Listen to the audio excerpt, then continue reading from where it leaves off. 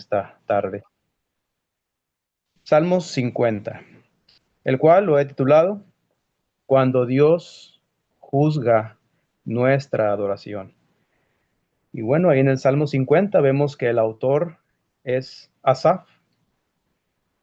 Y bueno, vamos a entrar en esto, mis hermanos, con calma y profundidad al contexto y estudio de este salmo, porque es un salmo fuerte, confrontador y muy necesario para la iglesia.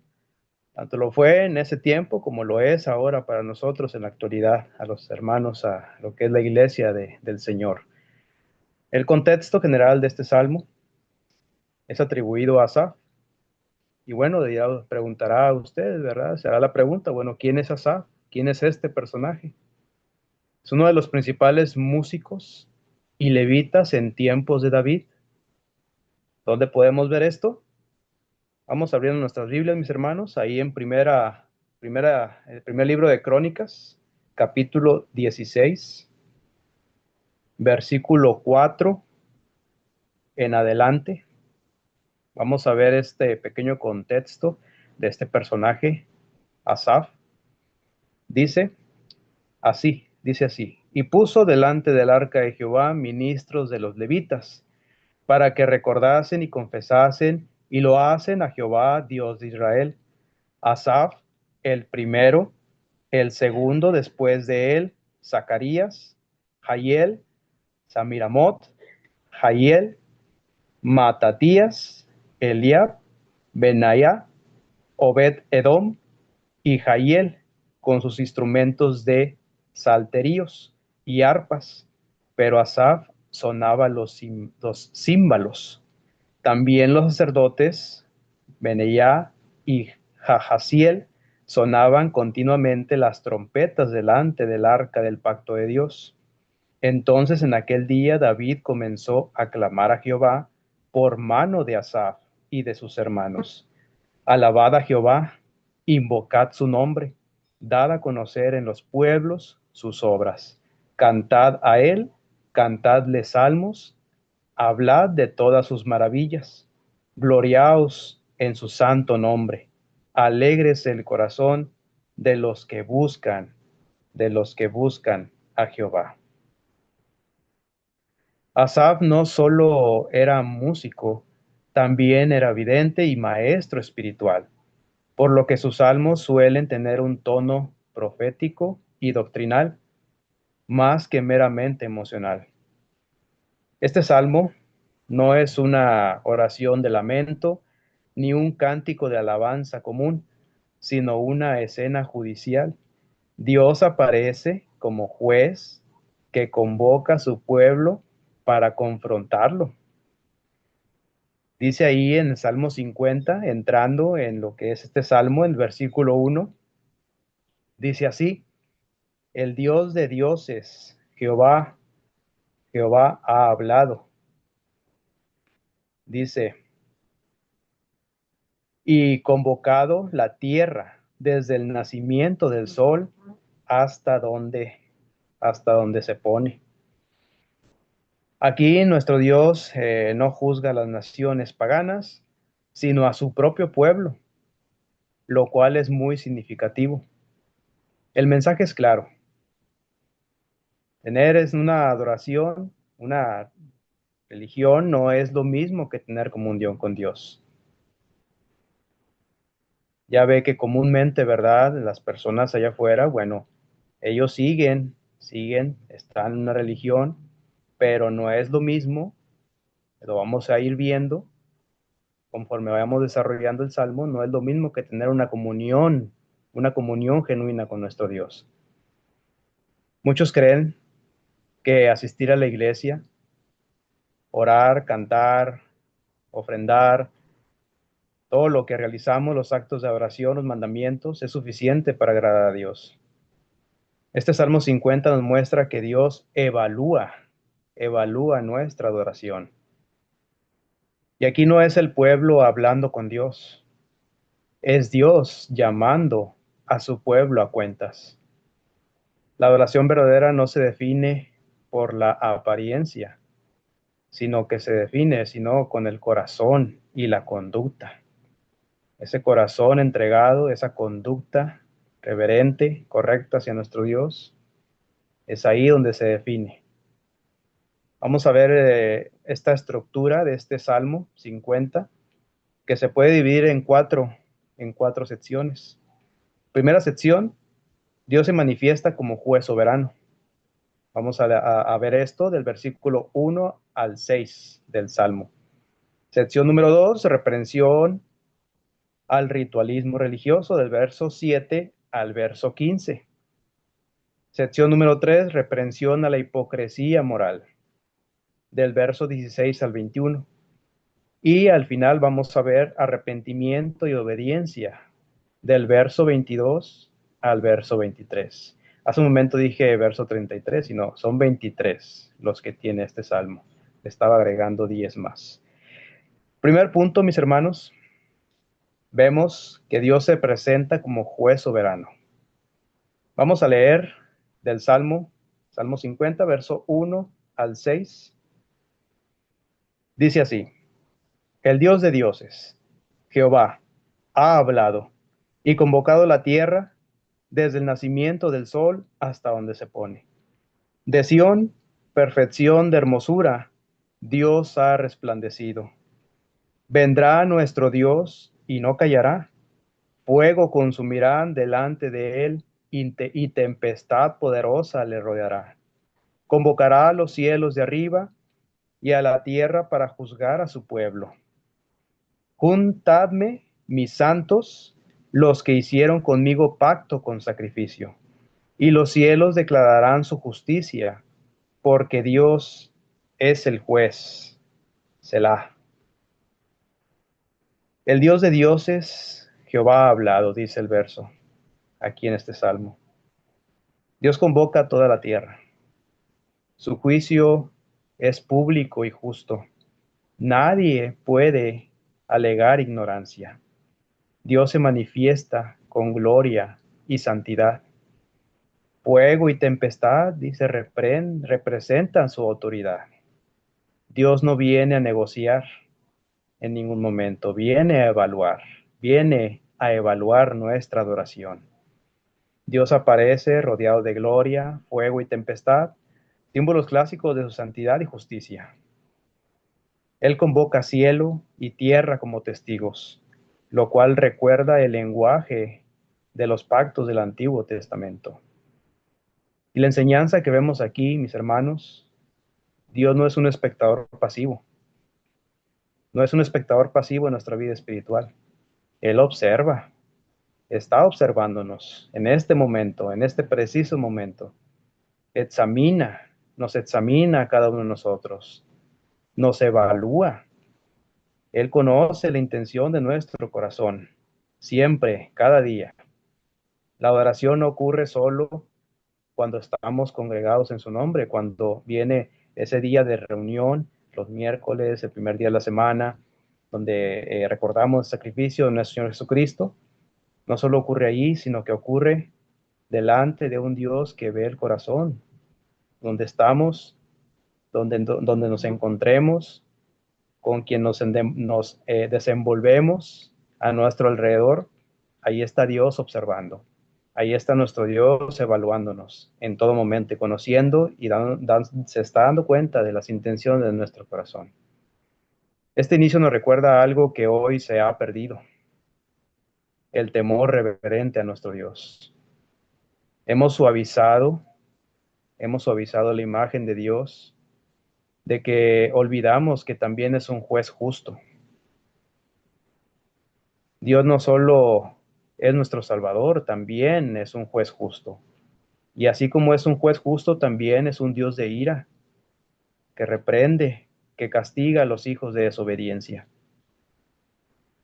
Porque sí, muchas veces se habla del amor de Dios, de la misericordia de nuestro Dios, de la bondad, de su paciencia, que es demasiada, es infinita. Pero, ¿qué tal su ira? ¿Qué tal su justo juicio? Es algo que a muchas personas no les agrada, ¿verdad? Ni siquiera a los mismos hermanos en Cristo a veces no quieren tocar ese tema. de la ira de Dios, de cómo Dios así nos va a juzgar, de cómo nos va a rendir cuentas, cómo nos va a pedir cuentas en aquel día. Y aquí debemos de hacernos una pregunta. ¿Vivimos conscientes de que toda nuestra vida espiritual está delante de Dios? ¿Estamos conscientes de eso? Toda nuestra vida, donde quiera que andemos, como lo mencionaba, no solamente cuando estamos reunidos con los hermanos, que mostramos ese amor, que mostramos esa bondad, que mostramos ser servidores de nuestros hermanos, también allá afuera, también donde pues nuestro Dios nos ve en todo momento, también debemos de así comportarnos correctamente, siendo conscientes de que en toda nuestra vida debemos de honrar a nuestro Dios, toda la honra y toda la gloria para nuestro Dios siempre, en todo momento. Entonces, ¿vivimos conscientes de esto? Es una pregunta que debemos de hacernos nosotros mismos, en nuestra mente, en nuestro corazón, y así, pues, si hay algo que debemos de hacer, algún cambio para bien, pues es momento de así ponerlo en práctica. Número dos, punto número dos, Dios rechaza la adoración vacía. Vamos ahí a leer el versículo 7 al versículo 15. Versículo 7 al versículo 15. Dice así: Oye, pueblo mío, y hablaré. Escucha, Israel, y testificaré contra ti. Yo soy Dios, el Dios tuyo. No te reprenderé por tus sacrificios, ni por tus holocaustos, que están continuamente delante de mí. No tomaré de tu casa becerros, ni machos cabrillos de tus apriscos, porque mía es toda bestia del bosque y los millares de animales en los collados. Conozco a todas las aves de los montes, y todos los que se mueven en los campos me pertenece. Si yo tuviese hambre, no te lo diría a ti, porque mío es el mundo y su plenitud. ¿He de comer yo carne de toros o de beber sangre de machos cabríos? Sacrifica, sacrifica a Dios alabanza y paga tus votos al Altísimo. E invócame en el día de la angustia. Te libraré y tú me honrarás. Dice, no te reprenderé por tus sacrificios. El problema no es la práctica, sino el corazón. El pueblo cumplía con estos sacrificios, estos rituales. Dios aclara que Él no necesita esos sacrificios. Y es que nuestro Dios no depende del hombre. ¿Por qué? Porque a Dios todo le pertenece. Todo le pertenece a Dios. Él es el creador de todo. Lo visible, lo invisible, el universo entero. A Dios le pertenece. Y la adoración no es para suplir a Dios. Nuestro Dios no va a necesitar, no depende nuestro Dios del hombre, sino nosotros. Nosotros dependemos de Dios. Nosotros debemos de depender siempre de Dios, no sentirnos suficientes, no sentir que lo podemos todo, que por mis fuerzas, por mí mismo, puedo hacer todo. No, claro que no. Dependemos de nuestro Dios. Debemos siempre depender de Dios, porque a nuestro Dios todo le pertenece, Él es el dueño de todo, es el creador supremo de todo. Y la adoración de Dios, la adoración que Dios sí acepta, es la siguiente: acción de gracias. ¿Qué entendemos? ¿Qué entendemos por acción de gracias? No es solo una práctica, pues, bonita, ¿verdad? O hermosa que realiza el cristiano. Es una postura espiritual que revela madurez, humildad y una correcta comprensión de quién es Dios y quiénes somos nosotros delante de Él.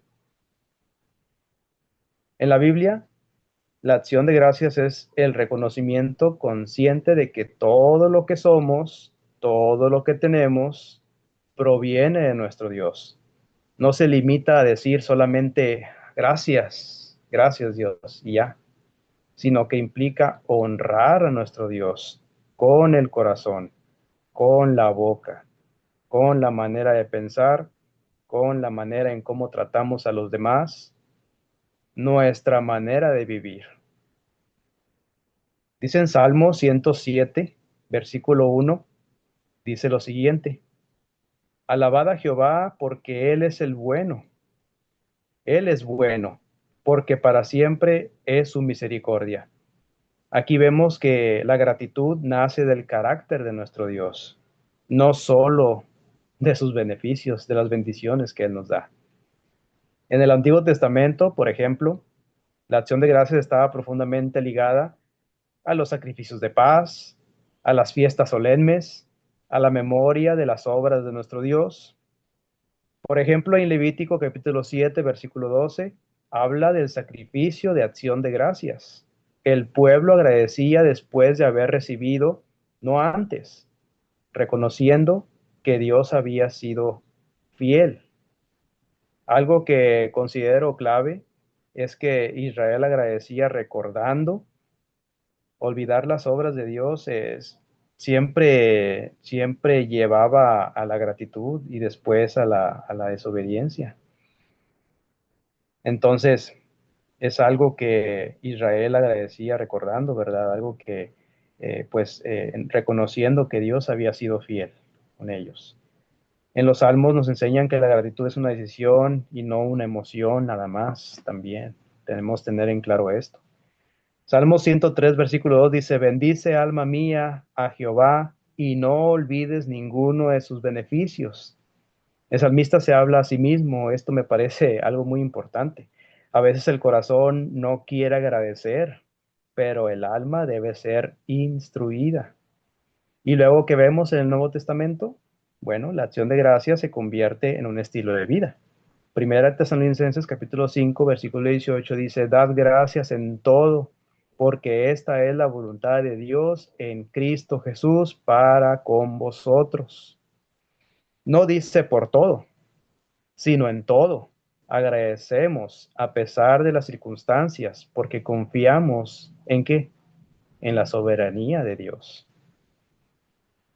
en que Dios siempre está al control de todo, es autoridad suprema, control absoluto, providencia divina, está al cuidado de sus hijos amados siempre, en todo momento. Jesucristo mismo dio gracias antes de multiplicar los panes, antes de partir el pan, aún sabiendo que iría a la cruz, que iba a ser crucificado.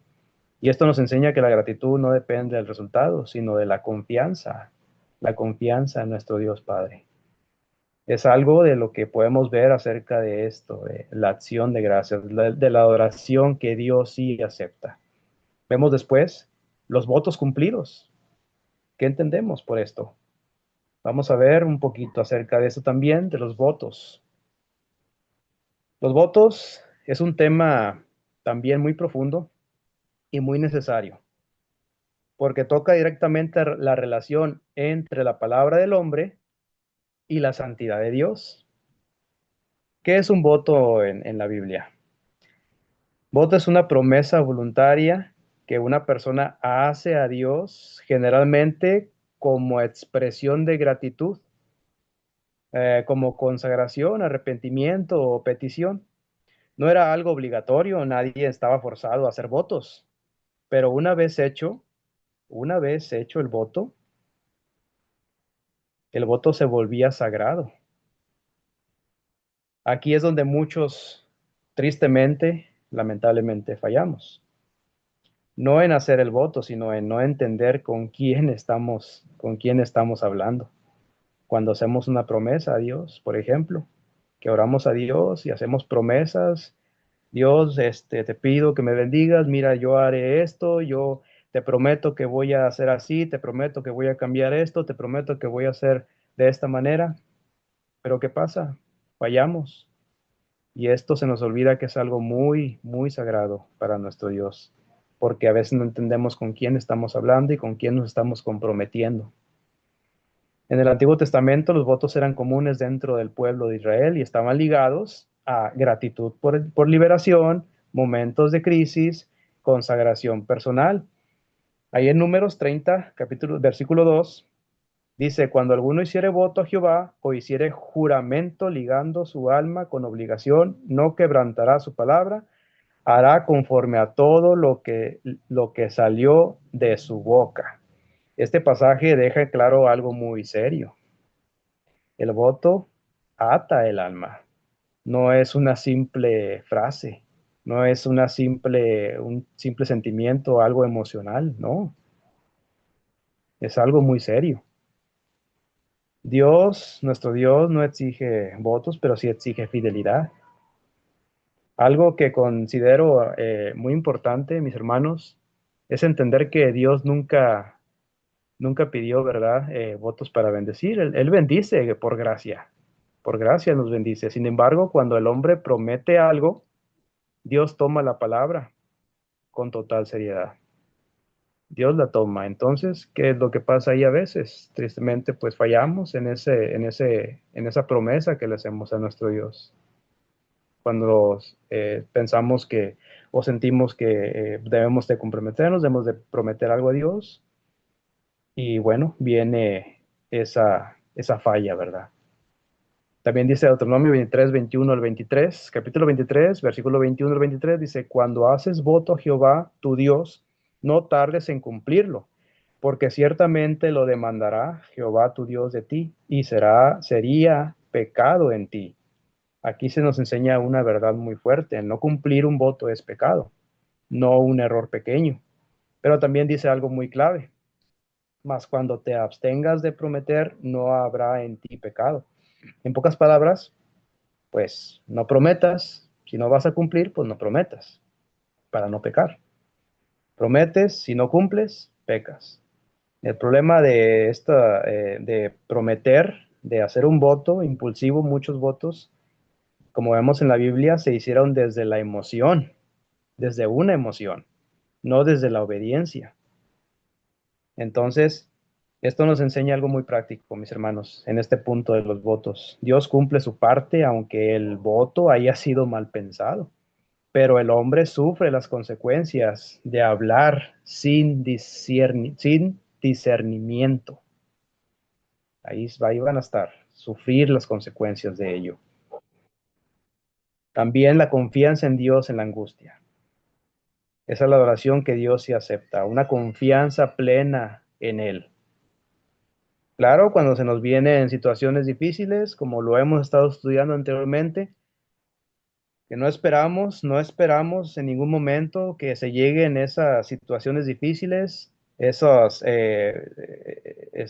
que gira de repente y se nos viene el mundo encima, esas aflicciones, esas pruebas, todo eso que nos pueden de alguna manera preocupar, angustiar, tener ansiedad.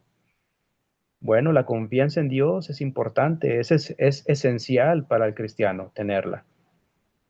Que si no confiamos en Dios, entonces, ¿qué va a pasar ahí? Vamos a pasar todo el tiempo angustiados, todo el tiempo preocupados, y nos vamos a acabar, nos vamos a enfermar de tanta preocupación. Pero sabemos que nuestro Dios siempre está al tanto de sus hijos, confiando en su perfecta y buena voluntad. Él va a obrar poderosamente siempre. Debemos de aprender a confiar en Dios de tal manera. Un versículo clave de esto, mis hermanos, adelantándome un poquito, el versículo 23 dice, el que sacrifica alabanza me honrará. Aquí Dios deja algo muy claro. El problema no es que el pueblo no ofrezca sacrificios, sino que cree que Dios pues los necesita. Dice el verso 9 y 10 de aquí del Salmo 50, no tomaré novillo de tu casa, porque mía es toda bestia del bosque. Dios desmonta la idea de que los sacrificios lo enriquecen o lo sostienen. Él no depende del hombre. Lo que Dios busca es acción de gracias sincera, votos, promesas cumplidas y confianza en Él en el día de la angustia. Este pasaje confronta directamente esta fe basada en costumbres de ir, asistir, orar, cantar, participar, pero sin la gratitud real, sin ese agradecimiento real ni dependencia diaria de Dios, pues Dios no quiere esa adoración automática o esa fe así nada más bien débil, así nada más leve, ¿no? Quiere corazones agradecidos y obedientes a Él. Entonces aquí nos podemos hacer una pregunta. ¿Adoramos por gratitud? ¿Adoramos por agradecimiento o por costumbre? Hay veces que se dice, ¿verdad? Bueno, pues la costumbre, ¿verdad? No, es que la costumbre. Pues sí, se cae y a veces, ¿verdad? Lamentablemente en esto, en decir esta frase, en también hacerlo, no, pues por costumbre, ¿verdad? Hice esto, por costumbre hice aquello, pero realmente lo hacemos en verdad, de corazón puro, con honestidad, con sinceridad, con agradecimiento, esa oración a Dios que Él se merece. Vemos en este punto número 3 ahora, nuestro Dios confronta la hipocresía espiritual. Vamos a leer del verso 16 al 21, este salmo. 16 al 21 dice así: Pero al malo dijo Dios, ¿qué tienes tú que hablar de mis leyes y qué tomar mi pacto en tu boca? Pues tú aborreces la corrección y echas a tu espalda mis palabras. Si veías al ladrón, tú corrías con él, y con los adúlteros era tu parte. Tu boca metías en mal, y tu asiento, y hablabas contra tu hermano, contra el hijo de tu madre ponías infamia.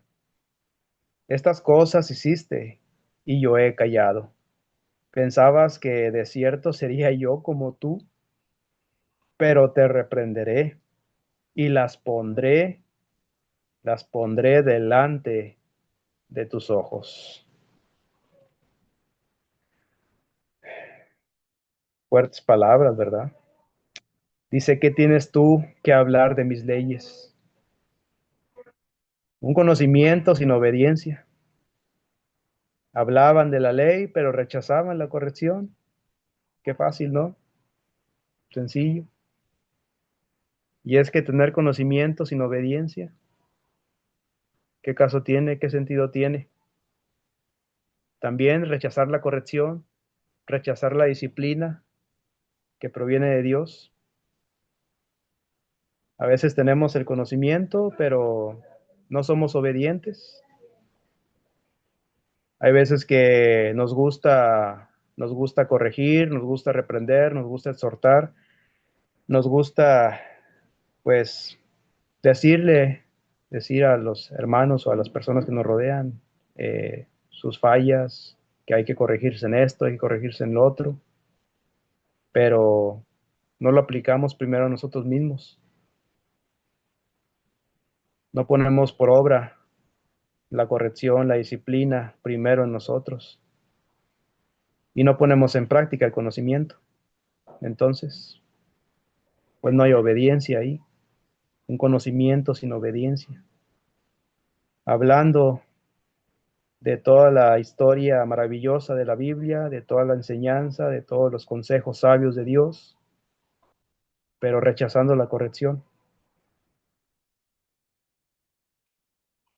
Hablando de la hipocresía espiritual también, hablando del pecado,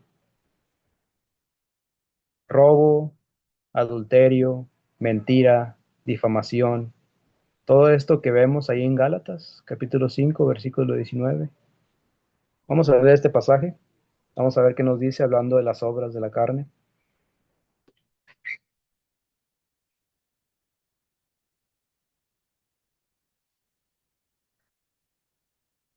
Gálatas, capítulo 5 Versículo 19 en adelante dice, y manifiestas son las obras de la carne, que son adulterio, fornicación, inmundicia, lascivia, idolatría, hechicerías, enemistades, pleitos, celos, iras, contiendas, disensiones, herejías, envidias, homicidios, borracheras, orgías y cosas semejantes a estas, acerca de las cuales os amonesto, como ya os lo he dicho antes, que los que practican, escuche bien, los que practican tales cosas, ¿qué dice? No heredarán el reino, el reino de Dios. Ahí está escrito claramente, está escrito claramente, más claro ni el agua. ¿Y qué pasa? ¿Qué pasa también? Tenemos una doble vida, tristemente, a veces. Eh, tenemos la desafortunada eh, a veces ocasión en conocer a alguien que, bueno, está también en este camino de la verdad, pero nos damos cuenta o nos percatamos que hay una doble vida, hay una doble vida. ¿Y qué vemos acerca de esto? Vamos ahí al Evangelio de Mateo, capítulo 6 versículo 24. Vamos a ver qué nos dice. Mateo, capítulo 6 versículo 24. Una doble vida. ¿Qué quiere decir esto? Ninguno, ninguno puede servir a dos señores, porque o aborrece al uno, o amará al otro, o estimará al uno, o menospreciará al otro. No podéis servir a Dios y a las riquezas. Entonces, ¿cómo es posible poder llevar una doble vida siendo alguien en el lugar de reunión, alguien espiritual, supuestamente, y al salir ser alguien más, todo lo opuesto? Entonces, ¿a quién servimos? ¿Servimos a Dios o servimos a Satanás, que es el padre de mentira, que es el que gobierna el mundo, que es el que hace y deshace y está al acecho para que caigamos en estas cosas terribles? ¿Qué dice Santiago, capítulo 4 versículo 4? Vamos a ver qué nos dice Santiago. Santiago 4 dice, oh amas adúlteras, ¿no sabéis que la amistad del mundo es enemistad contra Dios? Cualquiera, pues, que quiera ser amigo del mundo, se constituye enemigo de Dios. Ahí está bien claro, ahí está escrito. La amistad del mundo es enemistad contra Dios. Mezclar, no podemos servir a dos veces a la vez, a dos vidas a la vez, tener un pie en lo espiritual y un pie en el mundo. Es como el agua y el aceite, no se pueden mezclar. Así, de esa manera. ¿Y qué pasa? Pues cualquiera que sea amigo del mundo, que quiera irse al mundo, desde ese preciso momento en que decide esto, bueno, debe de saber que se constituye enemigo de Dios. Es algo en lo que debemos de considerar, ¿verdad? De meditar en ello. El engaño del silencio de Dios. Pensaron que Dios aprobaba su conducta. La paciencia y el silencio divino no es aprobación. Hablando acerca de este punto, ¿verdad? De que Dios confronta la hipocresía espiritual. Y esta parte es la más dura. Dios se dirige a los que hablaban de su ley, pero vivían en contradicción. Dice, ¿qué tienes tú que hablar de mí, de mis leyes, si aborreces la corrección? Dice el 16 y 17. Dios señala pecados concretos: el robo, adulterio, lengua engañosa, difamación. El problema no es solo el pecado, sino la falsa seguridad espiritual. El pueblo pensaba que Dios aprobaba su conducta porque guardaba silencio. Y aquí hay una advertencia muy fuerte. Dice el versículo 21, ¿pensabas que de cierto sería yo como tú?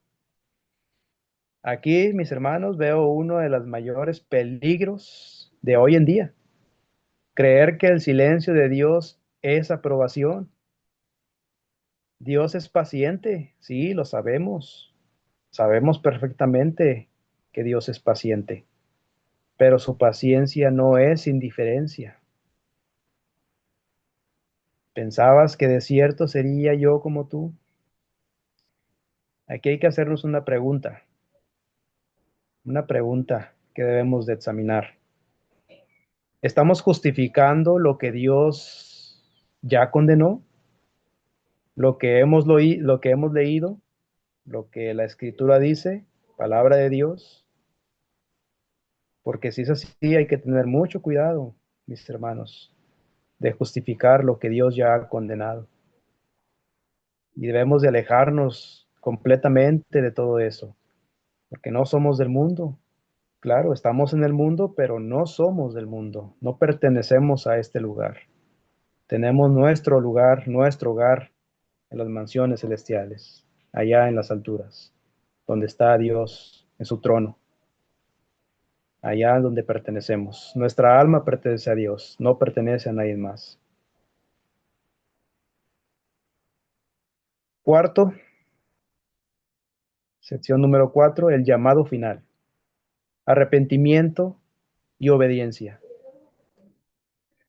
Versículo 22 y 23 de Salmos.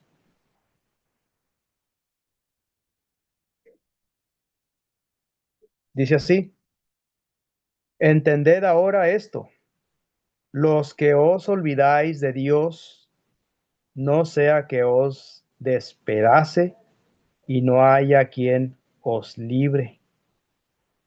El que sacrifica alabanza me honrará, y al que ordenaré su camino, le mostraré, dice, la salvación de Dios. Hay una advertencia ahí, una advertencia al que se olvida de Dios. Olvidar a Dios, se termina todo. Es vivir sin tomarlo en cuenta en absolutamente nada. Vivir nuestra vida como si no existiera, como si hay comentarios que me han llegado de que, bueno, pues yo vivo la vida, yo disfruto y al final, pues no sé qué va a pasar. No sé si hay un alma, no sé si, no sé nada. Solamente sé que pues voy a morir y ya. Cuando una persona no toma en cuenta la advertencia que Dios da, el peligro que existe alejados de Dios, quien se olvida de Dios, pues no termina en nada bueno, en nada, en nada bueno. La promesa al que ordena su camino, Dios confronta, pero también restaura.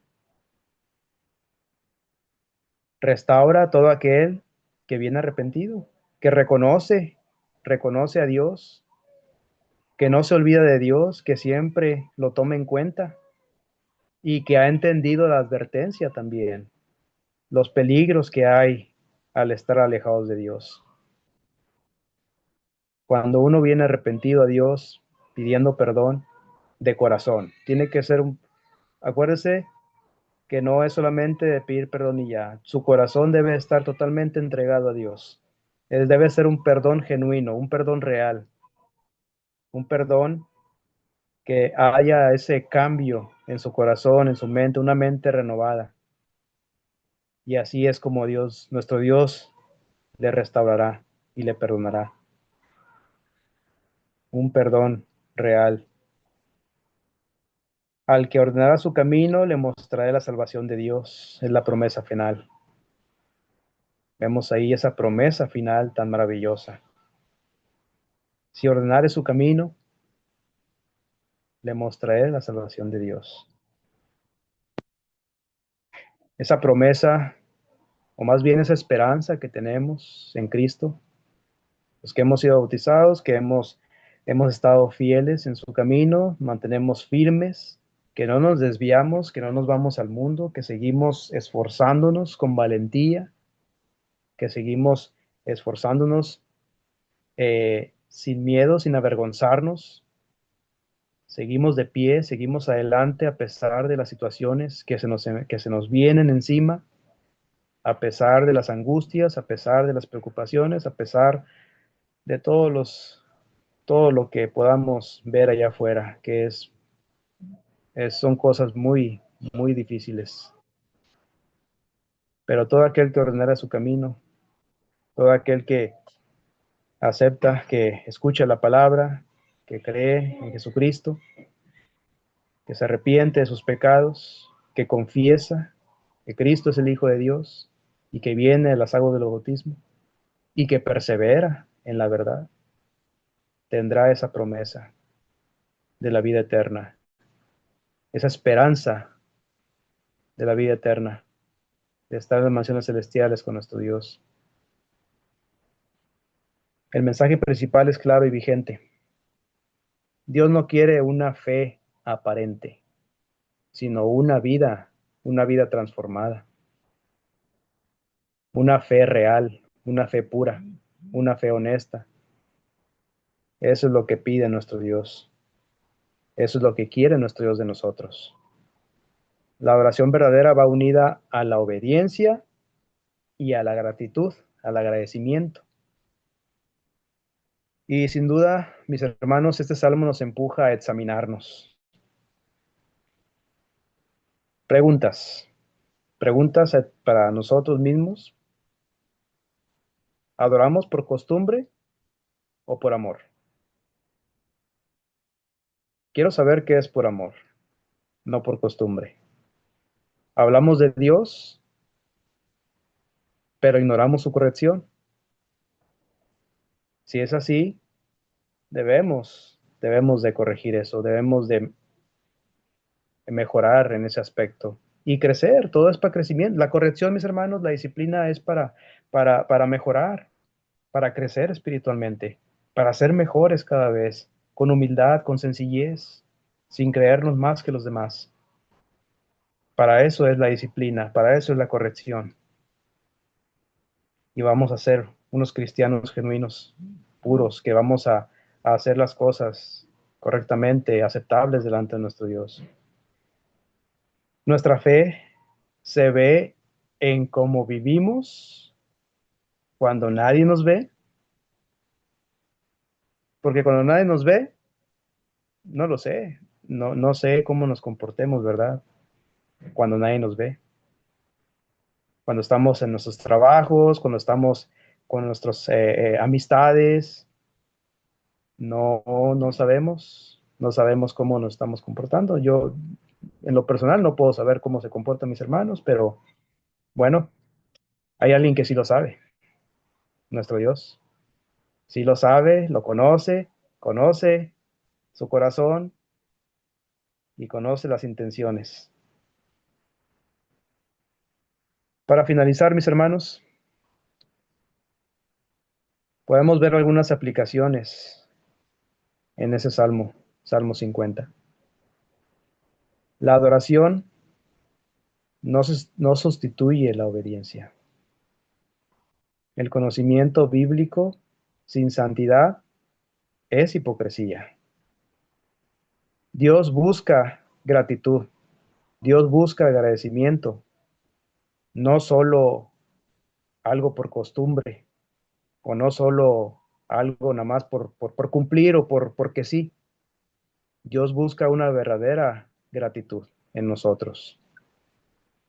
Y el silencio de nuestro Dios es una oportunidad para arrepentimiento, una gran oportunidad, porque siempre lo he dicho y nuestros hermanos también lo han dicho, mientras tengamos vida, mientras tengamos aliento, mientras podamos abrir nuestros ojos por la mañana, que tengamos un nuevo día que Dios nos ha regalado, tenemos esperanza, tenemos la oportunidad de arrepentirnos, tenemos la oportunidad de pedirle perdón a Dios. por las faltas que cometemos. Dios no rechaza al adorador imperfecto, pero sí al hipócrita. La verdadera adoración se demuestra ¿en dónde cree? En la vida diaria. Ahí se demuestra una verdadera adoración a nuestro Dios. Allá donde nos desenvolvemos, allá afuera. El Salmo 50 nos sacude, sin duda alguna nos sacude, pero también nos llama con misericordia. No es un salmo para condenar, no, no lo es, sino para despertar, para abrir nuestros ojos. Dios no rechaza al adorador imperfecto, pero sí confronta esa adoración falsa, esa hipocresía. Dice el versículo 23, el que ordenare su camino, le mostraré la salvación de Dios. Una fe genuina no se demuestra, aparte de demostrarla en el lugar de reunión con los hermanos en la fe y con los que nos rodean, ahí en la iglesia, con los hermanos y hermanos de otras congregaciones, también se demuestra en la vida diaria, en nuestra vida cotidiana, con las personas allá afuera, con los inconversos, con los que aún no han venido a los pies de Cristo. Cuando gratitud, obediencia y temor reverente caminan juntos, la adoración deja de ser un acto y se convierte en, ¿qué cree? Una forma de vivir. ¿Sí? Una forma de vivir. Con obediencia, con gratitud, con temor reverente a nuestro Dios. Y hay una frase ya para cerrar, mis hermanos. Una frase que quiero compartir. La adoración que agrada a Dios no se mide por lo que ofrecemos, sino por cómo vivimos de Él. Cómo es que nos comportamos, cómo es que nuestros pensamientos se desarrollan en nuestra mente, qué pensamientos tenemos. Solo Dios sabe, solo Dios conoce sus pensamientos, conoce su corazón, la intención de cada uno de ellos. Entonces, ¿cómo vivimos afuera? No lo sabemos, solamente Dios sabe. Y si no está viviendo de una manera aceptable delante de Dios, pues hay que hacer esos cambios para bien. Siempre va a ser para bien. Y así nuestro Dios nos va a recompensar, sin duda alguna. A seguir firmes, mis hermanos, seguir adelante en este camino, que no es nada fácil. ¿Quién dijo que sería fácil? Si fuera fácil, cualquiera lo haría, ¿no creen? ¿Verdad? Pero no lo es. Pero si tenemos una madurez espiritual, vamos a entender que aún, aunque tengamos un silencio de parte de nuestro Dios, Él, como quiera, sigue obrando poderosamente. Aunque no veamos la respuesta inmediatamente, aunque no sintamos que hay una solución a nuestros problemas, aunque veamos difícil la situación, enfermedad, carencias, ahí está Dios, ahí está Dios, a su tiempo, a su debido tiempo Él va a obrar, conforme a su voluntad siempre y no la nuestra. Y de esta manera, mis hermanos, nuestro Dios, pues nos va así a juzgar, nos va a rendir cuentas de nuestra adoración, de cómo le hemos adorado estando en vida y de cómo le seguimos adorando en estos momentos. Gracias, mis hermanos. Gracias por esta oportunidad. Que Dios bendiga grandemente su palabra y a cada uno de ustedes y gracias por su atención.